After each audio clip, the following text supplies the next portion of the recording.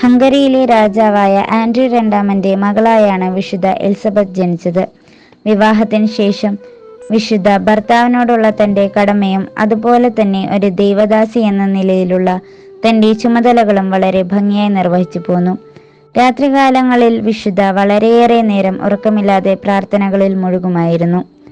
1227 Frederick ചക്രവർത്തിയുടെ നേതൃത്വത്തിലുള്ള കുരിശുയുദ്ധത്തിനിടയ്ക്ക് വിശുദ്ധയുടെ ഭർത്താവ് മരണപ്പെട്ടു.